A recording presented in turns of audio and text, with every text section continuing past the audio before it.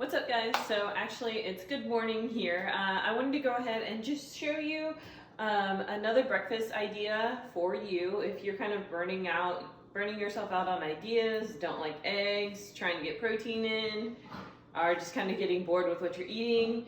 So I wanted to show you this idea because this is actually a really good idea. So there are these great pancake waffle mix protein things. They're called Kodiak cakes, but you can make pretty much like what I just said, pancakes or waffles, whichever you prefer. And then on the back here, they give you instructions on how to do that, on how to make it, And then from here, what you can do is if you want to add more protein into your pancake or waffle, what you can do is add an egg or add milk to it, okay?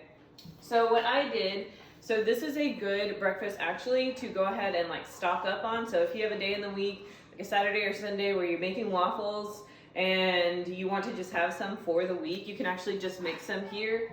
And then if you want to store them in the fridge, you can do that in a Tupperware, or if you want to store them in a gallon plastic bag, you can definitely do that. Just let them cool before you store them.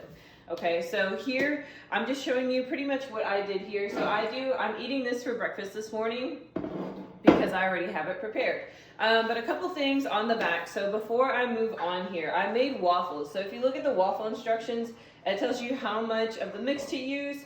It tells you how much water to use. And then it also says to add a tablespoon of oil. So I just doubled this recipe. And instead of adding oil, what I normally do to substitute oil is just add unsweetened applesauce. I don't know if you knew that, but you can actually do that. You can actually sub applesauce for oil. So anything that calls for oil, so say if you have a brownie mix box and you want to make brownies, but you know the oil is going to add a ton of fat to it or extra calories, what you can do is just sub out that vegetable oil or canola oil and just put in applesauce. Mind blowing, right? It is super mind blowing. Ever since I've learned this hack, I have used it in all my recipes. The only thing that I don't normally recommend subbing oil for is when I'm making like stir fries.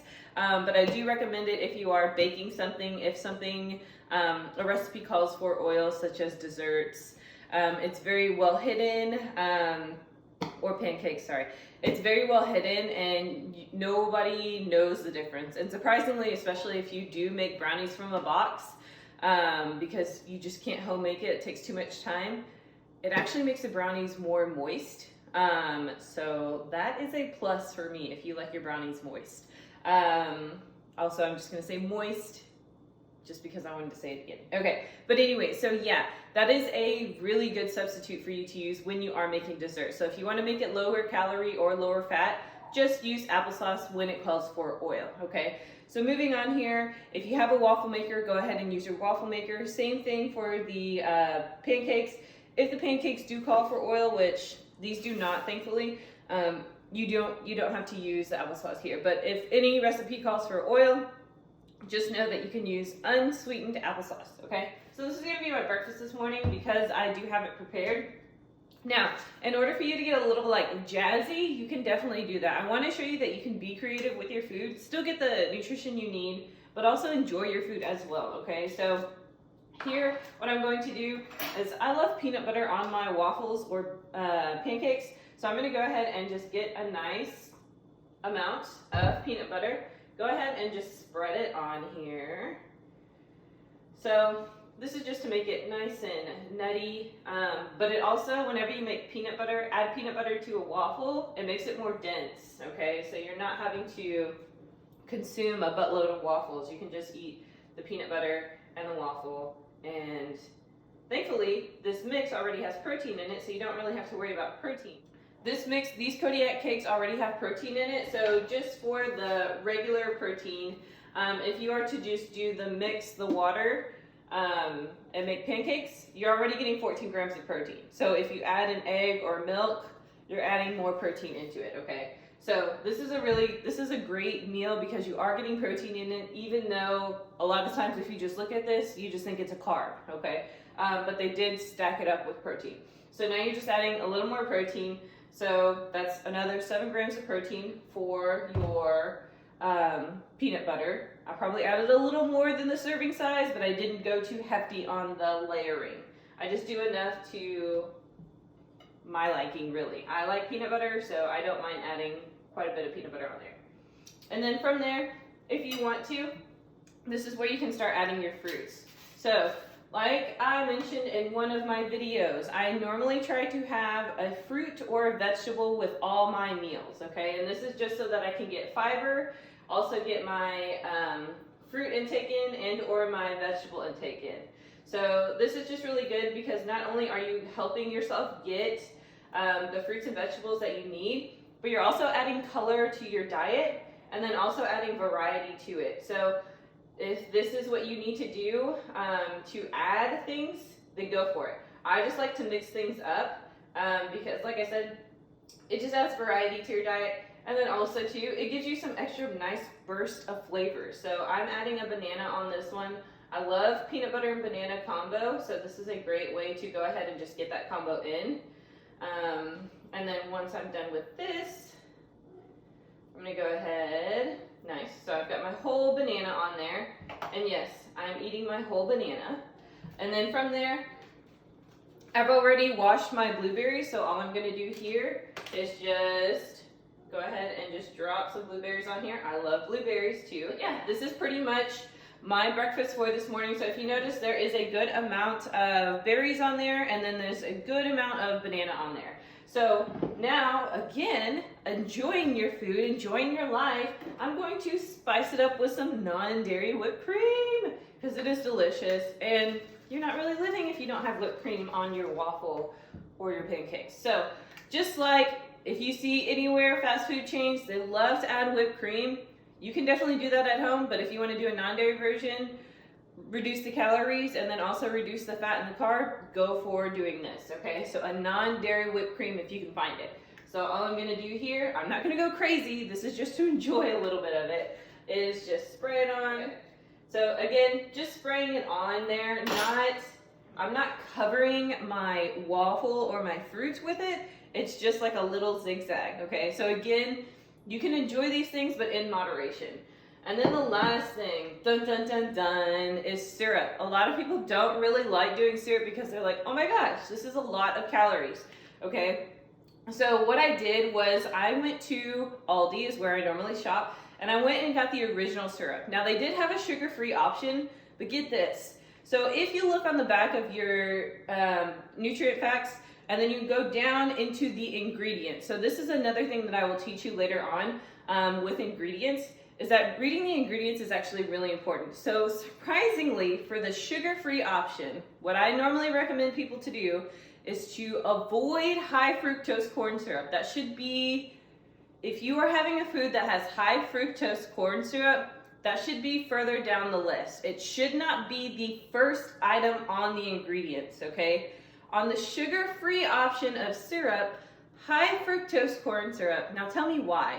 Tell me why high fructose corn syrup was the first ingredient on a sugar-free syrup.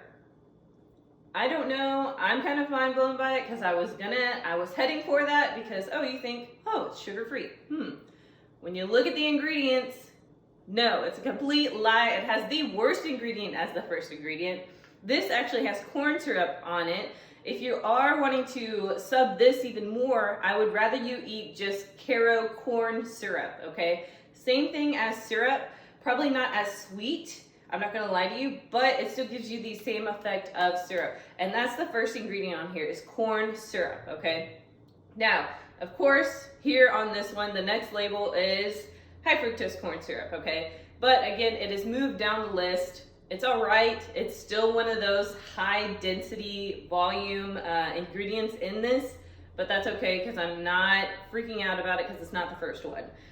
But just be mindful. I will, like I said, teach you more about reading ingredients. But I want you to try to start looking at your ingredients list and seeing what's in there. If you see high fructose corn syrup in your ingredients, that's usually a sign that that's not a great food or drink for you. If you can go with things that have pure cane sugar, corn syrup, those are great alternatives, okay? So pure cane sugar, corn syrup. No high fructose corn syrup, okay? But since this has it, I have syrup, I'm not gonna go ahead and just eat this waffle dry. I'm gonna go ahead and just use, so again, just learning your nutrition facts, 2 tablespoons is a serving size. Normally I don't do a ton of syrup anyways. I just like to have the syrup on there just to add it. So all I'm gonna do is just drizzle. Now I don't drown my waffles in it. Again, it's just a light drizzle so that I have some syrup on there. So even drizzle, there we go. And then, ta-da, there we go. So I have my full breakfast this morning. Bananas, blueberries, protein waffle, and I did sub my oil for applesauce because I made waffles.